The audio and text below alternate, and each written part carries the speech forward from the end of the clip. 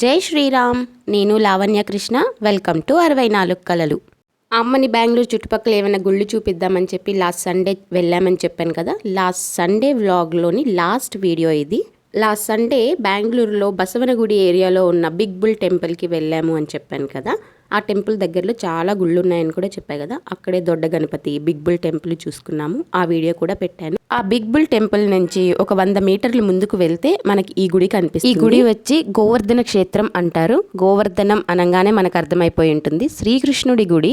శ్రీకృష్ణుడు చిన్నప్పుడు చిటికెన్ వేలు మీద కొండనెత్తాడు అనేది మనం విన్నాం కదా.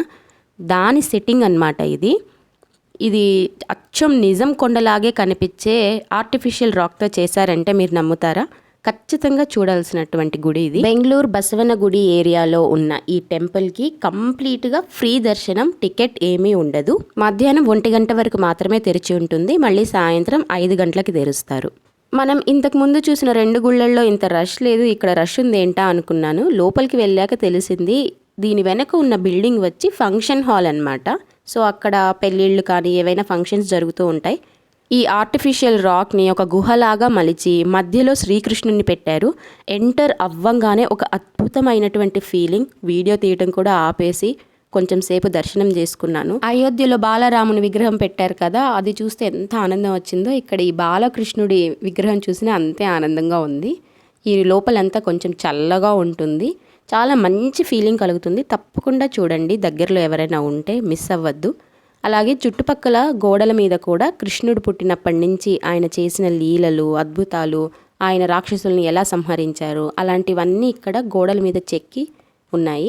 దివిజ అయితే చాలా ఎంజాయ్ చేసింది. ఇవన్నీ లిటిల్ కృష్ణ అనే కార్టూన్లో ఉన్నాయి కదా, అందులో చూసాం కదా మనం ఆల్రెడీ అని చెప్తూ ఉంది. దివిజ ఇక్కడ యాక్టింగ్ చేస్తుంది అనే కానీ మెడిటేషన్ చేస్తున్నట్టు, కానీ అక్కడ లోపలికి వెళ్తే రియల్గా మన ఫీలింగ్ కూడా అదే, అంత ప్రశాంతంగా ఉంటుంది.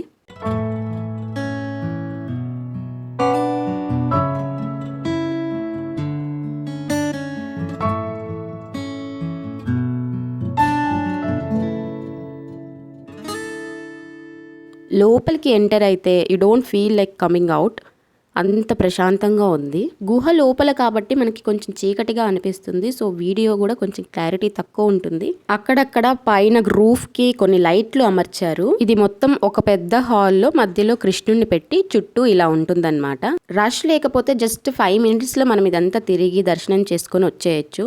బట్ లోపలికి వెళ్ళిన తర్వాత ఖచ్చితంగా మనకి బయటికి రాబుద్ది అవ్వదు. ఇలా హాల్ మొత్తం ఒక చుట్టేసి బయటికి వచ్చేసాము. కృష్ణుడి గుడి అంటే ఖచ్చితంగా ఒకటి ఉండేది, అది ఏంటి గెస్ చేయండి.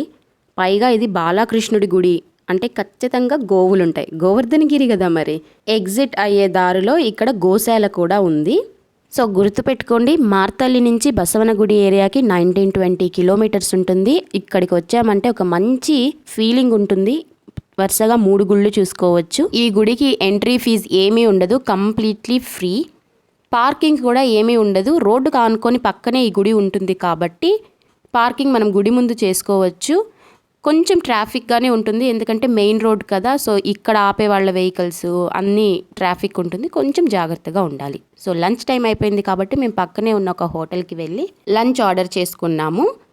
గోవర్ధనగిరి క్షేత్రం చూసిన తర్వాత దగ్గరలో ఇంకా ఏమైనా గుళ్ళు ఉన్నాయా అంటే బాణాశంకరి టెంపుల్ చూపించింది గూగుల్. సో అక్కడికి వెళ్దాము అని చెప్పి వెయిట్ చేద్దాం అనుకున్నాము. బట్ ఆ టెంపుల్ 4:30కి తెరుస్తారు. ఆ తర్వాత కూడా కొంచెం దర్శనానికి టైం పడుతుంది అని తెలుసుకొని వెనక్కి వెళ్ళిపోయాము. అప్పటికే మధ్యాహ్నం 3 అయిపోయింది.